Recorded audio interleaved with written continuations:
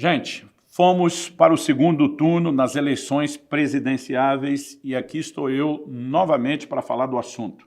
Antes de mais nada, gostaria de desmistificar algumas coisas que alguns crentes, eu acredito que eles se confundem ao longo do caminho, lembrando que eu estou falando para o público cristão e normalmente para aqueles que estão aguardando a minha opinião.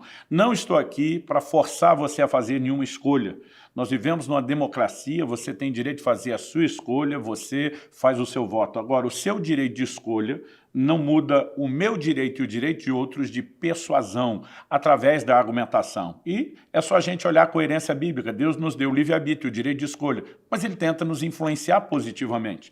Né? Em Deuteronômio, no capítulo 30, a partir do verso 15, Deus diz, eu ponho diante de vocês a vida e a morte, a bênção e a maldição. Mas ele diz, escolhe vida. O que ele está dizendo? Eu te dou o direito de escolha, mas eu não posso me omitir deixando de apontar para você qual é o melhor caminho. Então, obviamente, eu quero, como líder cristão, né, com a minha consciência diante de Deus, saber que eu tenho feito o possível para orientar as pessoas de acordo com aquele quadro que eu consigo enxergar. Então vamos lá, primeira coisa, alguns irmãos ficam espiritualizando, a gente não tem que falar de política, só tem que orar. Eu digo não, a gente tem que fazer tanto um quanto o outro. Enquanto cidadãos do céu, nós temos que orar. Orar pelos que já foram eleitos, né, estão numa posição de governo, orar por aqueles que serão, precisamos orar para que Deus cumpra o seu propósito e a sua vontade, e que temos que orar é indiscutível. Agora, nós não somos apenas cidadãos do reino dos céus, nós somos cidadãos da terra.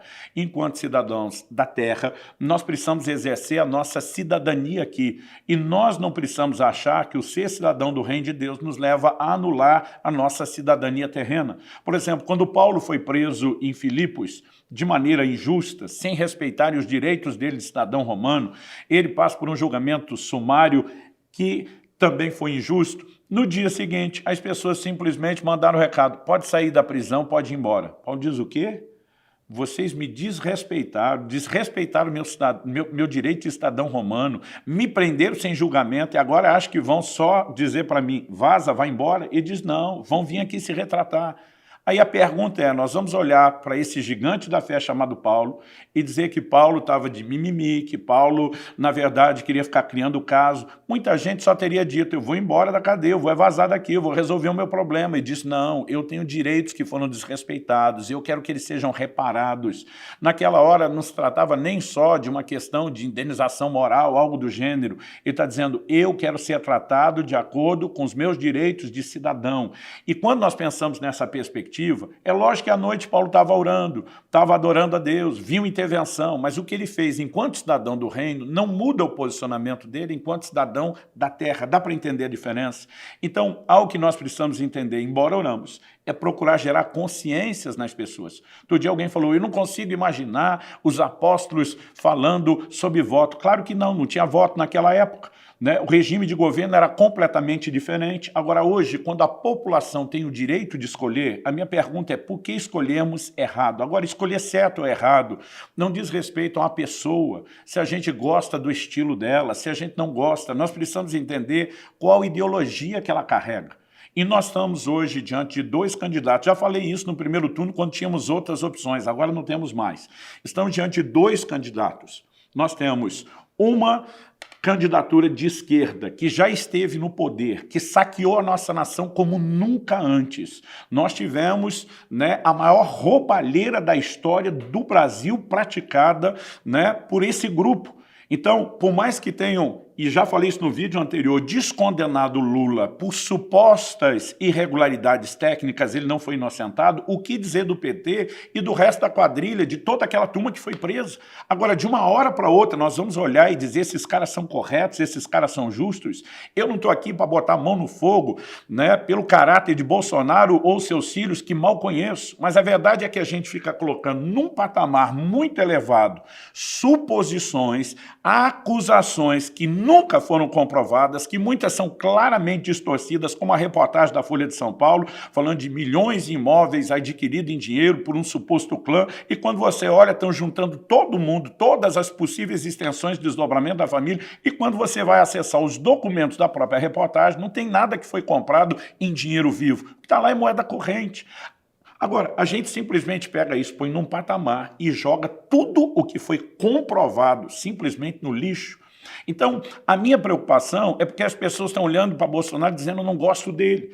Eu digo para alguns, e você acha que eu sou empolgadíssimo com o estilo, a maneira dele de falar e de lidar? Não, mas já falei isso antes e repito, o homem fala bobagem, fala, mas Dilma fazia o quê?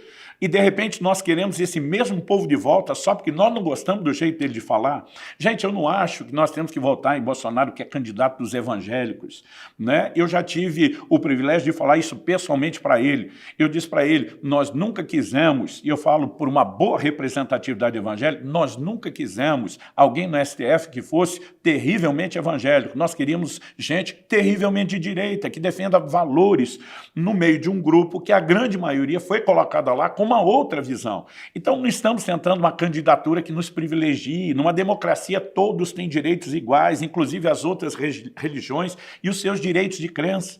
Mas quando nós falamos de defender determinadas pautas, são justamente para manter os direitos iguais e não a balança desequilibrada. Você não vai ver nenhum lobby no meio dos candidatos evangélicos tentando impedir, por exemplo, o direito de pessoas do mesmo sexo terem alguma união estável. Nós nunca tentamos legislar contra eles. Agora, o que nós não aceitamos é quando eles tentam destruir tudo o que nós construímos para ter o direito deles. Então, é nesse ponto que nós falamos, ei, nós não vamos viver a ditadura das minorias. Não significa que queremos tirar o direito deles, significa que estamos dizendo que o direito deles não tira o nosso.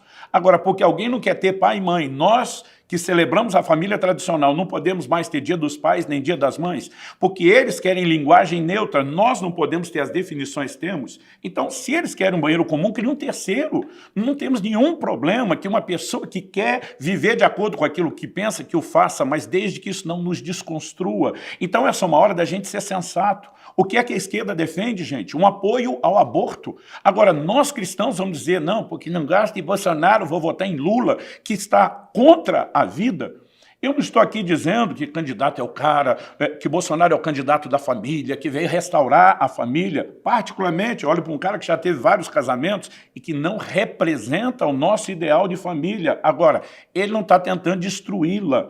Ele, de alguma forma, está tentando preservar um pouco do que nós temos. E é nessa hora que nós temos que fazer a distinção. Quando nós pensamos na economia, mesmo em tempo de pandemia, não dá para negar os resultados, gente. O desemprego diminuindo, o PIB aumentando, uma proposta, a máquina com dinheiro, para nós devolver agora essa máquina chamada Estado, que foi pega quebrada, devolver com dinheiro na mão daquela turma que vai saquear de novo, porque não gosto de fulano.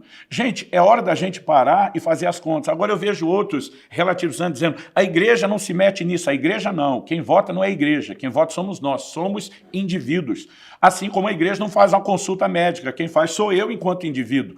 Agora, não é porque eu sou cristão que eu vou deixar de viver todos os outros aspectos naturais, inclusive o da democracia que envolve eleição. Se nós temos a possibilidade, não só o direito, mas a possibilidade de escolher direito, por que é que a gente faria isso de forma errada?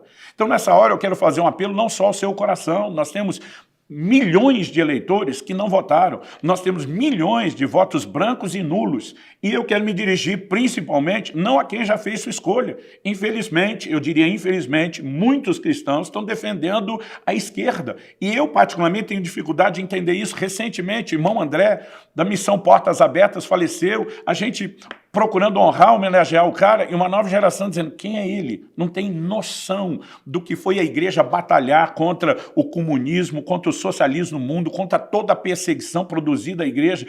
E agora, a nova geração simplesmente diz, nós queremos isso, aquilo que nos custou tão caro como igreja, que custou tanta perseguição ao evangelho. Aí eu vejo gente relativizando, não, uma nação predominantemente cristã não vira comunista da noite para o dia, isso é um processo de décadas, realmente é um processo de décadas. Agora, quantas décadas já passaram com eles tentando reprogramar a gente? E nós simplesmente vamos oferecer às próximas dizendo, continue o processo de vocês, e a gente fica aqui sentado, quieto, de forma passiva, aceitando isso? Gente, não dá. Não dá. Não dá para ter uma consciência cristã e apoiar aborto. Não dá para ter uma consciência cristã e simplesmente apoiar esses valores e essas bandeiras que estão sendo levantadas. Agora, isso significa que a gente vai concordar com tudo que Bolsonaro diz? Não. Eu, particularmente, não Sou alguém que vai aderir ao uso de arma. Não quero ter arma em casa. Então, acredito que eu tenho o direito de não ter. Mas também não posso, mesmo com todo o conhecimento bíblico, dizer que uma pessoa não pode ter o direito de defender a casa e a família dela. Agora, simplesmente porque esse ponto, esse aspecto da pauta não é o mais atraente, eu vou simplesmente pegar todo o pacote ruim. Alguém esses dias falou, tem um monte de coisa no Bolsonaro que eu não gosto. Eu falei, também, só que quando eu falo do Lula, não tem nada nele que eu goste ou que eu concorde. Então, nesse momento, eu não tenho o candidato perfeito, o ideal. E também eu não estou escolhendo alguém para ser pastor da minha congregação, da minha vida. Nós estamos tentando pegar, como diz aquela linguagem, o que temos para hoje e tentar achar o menos pior. Essa linguagem dentro da democracia do menos pior não é de hoje, já remonta à época da Grécia, da Roma Antiga. Quando temos opções limitadas, a gente tem que fazer a melhor escolha dentro das possibilidades. E, gente, não dá para simplesmente engolir uma conversa de descriminalização das drogas. Agora, de repente, nós estamos simplesmente tentando relativizar valores que pregamos e proclamamos há tanto tempo em nome de uma suposta conduta emocional, de dó de alguém que pode estar sendo julgado pelo sistema, enquanto estamos favorecendo o tráfico e toda a desgraça que as drogas têm produzido, e nós vamos simplesmente dizer, não, nós queremos isso, porque não gostamos do jeito que o Bolsonaro fala. Eu quero fazer um apelo ao seu coração. Alguém diz, eu não acho que se Lula for eleito, ainda mais agora com tantos candidatos, disseram que em torno de 60% são de direita, ele não vai ter governabilidade, ele não vai fazer nada. Eu tenho dito para alguns, e você quer pagar para ver? A questão não é nem o quanto ele vai fazer em termos das leis da nação. Ele coloca as próximas 2 indicações do STF do jeito que quiser, se entrar lá dentro. Ele vai distribuir e negociar os cargos e as influências de novo, né, como já fizeram antes em vários. Não estamos falando de um mandato, em vários mandatos. Estamos falando de pelo menos 3 mandatos e meio. Isso foi comprovado. E nós vamos simplesmente entregar a nação de mão beijada, de novo na mão dessa turma. Gente, alguém me perguntou outro dia, se Lula for eleito, você vai orar por ele? Claro, a Bíblia manda orar pelas autoridades. Se for, eu vou ter que orar por ele. Nesse momento, estou orando para que ele não seja eleito. Nesse momento, estou orando para que o quadro não aconteça dessa forma. E eu quero fazer um apelo a você que está em cima do muro, a você que está indeciso. Eu estou tentando te dar alguns subsídios, mas procure pensar e refletir na pauta, em tudo aquilo que é defendido. Quando pensamos economicamente, nós não podemos ter um Estado inchado que tenta carregar todo mundo, é uma questão de tempo. Nós vamos viver o que toda a América Latina está vivendo, países que já tiveram riqueza, estrutura e estão se arrebentando. Nós precisamos pensar numa proposta econômica diferenciada. E apesar de, repito, não ter tudo o que eu mais queria no governo Bolsonaro, pelo menos ele é o que está mais próximo possível daquilo que a gente gostaria e é o que está mais longe possível de tudo aquilo que nós não queremos. Então, sim, voto no Bolsonaro não porque sou bolsonarista, mas quero te dizer uma coisa, sou de forma assumida, admitida, sou anti-PT, sou anti-Lula, sou anti-esquerda, sou contra tudo aquilo que eles representam e defendem. Então não podemos simplesmente nessa hora ser emocionais e confundir as coisas. O segundo turno está chegando. Eu quero te encorajar a tomar a decisão correta. É lógico, você tem o direito de fazer a sua escolha. Eu só quero cumprir o meu papel enquanto cidadão, dizendo, eu também tenho o direito de tentar te persuadir e te dar elementos que te ajudem a pensar, para que você não seja só embalado, deixando que a mídia decida o que é que você vai pensar sobre quem. Quais são os interesses dele? Por que que essa mídia, que é tão forte, não só no Brasil, mas no mundo, é tão controlada pela esquerda? Nós precisamos parar e pensar em tudo isso. É hora de fazer uma escolha, é hora de simplesmente nos posicionarmos para que não chegue o momento de depois a gente amargar com arrependimento, como Venezuela, como Nicarágua, como Argentina, como Colômbia, como muita gente já está fazendo. Então, pense e ore a respeito disso. No último vídeo, falei a respeito de como tenho orado e jejuado pela nação, no sentido de dizer um compromisso de lutar, não só enquanto cidadão terreno, mas enquanto cidadão do reino de Deus, no sentido de dizer que não estamos brincando com as coisas. Não estou aqui para te dizer que Deus mandou você votar em alguém, como alguns distorcem deliberadamente o que a gente fala. Eu acho incrível que alguns desses se orgulham de ser estudiosos, de ter um perfil de bons interpretadores, não conseguem prestar atenção no que a gente diz, porque são emocionais naquilo que houve.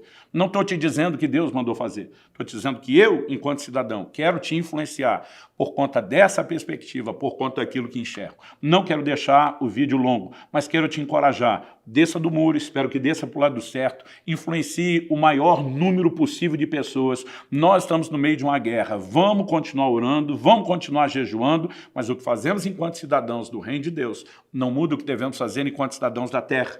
E o que fazemos enquanto cidadãos da terra também não muda o que devemos fazer enquanto cidadãos do reino. Procure abrir a sua mente, a sua consciência, vá olhar os planos de governo, vá examinar o que é que está por trás das declarações que ficam sendo mascaradas. Porque uma hora Lula bate na família tradicional, fala do direito das mulheres de abortar, depois diz, não, não é isso. Aí ele começa a dizer, não, eu sou cristão. Então, vai olhar as propostas, tenta avaliar isso de forma fria, não emocional, racional. E, pelo amor de Deus, olhe para que Deus te dirige. Eu não sei porque alguns ficam tão aborrecidos quando a gente pede para orar, para Deus dirigir. Você não acredita em Deus? Você não acredita em oração? Ou você tem medo de Deus te dirigir na direção que você não queria? Então, pelo menos ore, diga, Deus, abra minha mente, me ilumine, me dê sabedoria, e não espere os últimos minutos quando você estiver indo para a urna para fazer isso. Comece a considerar isso com calma, comece a ponderar isso com tempo e faça a melhor escolha. Nesse momento, não há cenário onde eu consiga enxergar Lula como a melhor escolha. Que Deus nos ajude, que Ele guie a nossa nação. Não creio que se a esquerda volta ao poder, que a igreja vai ser parada.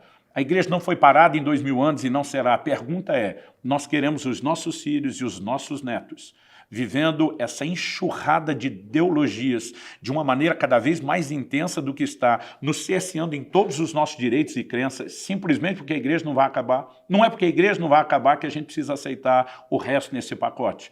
Então, sim, vamos crer para o melhor de Deus, vamos fazer o melhor possível nessas eleições e, nesse momento, como o menos pior, como o que temos para hoje, não falando como um bolsonarista, não tenho esse rótulo e não pretendo ter. Eu quero dizer, meu voto segue em Bolsonaro 22 e vou tentar influenciar o maior número possível de pessoas. Obrigado pelo seu tempo, obrigado pela sua atenção. Se o que eu falo faz sentido, eu espero que te ajude. Se não, respeite pelo menos o meu direito. O meu direito de expressar minha opinião como você tem a sua. Não ataque minha pessoa, nem o meu caráter, porque você não conhece, embora não me importo muito se você fizer isso, mas eu quero lembrar que esse jogo não é nem um pouco bíblico e não é saudável para você. Que Deus abençoe sua vida, em nome de Jesus.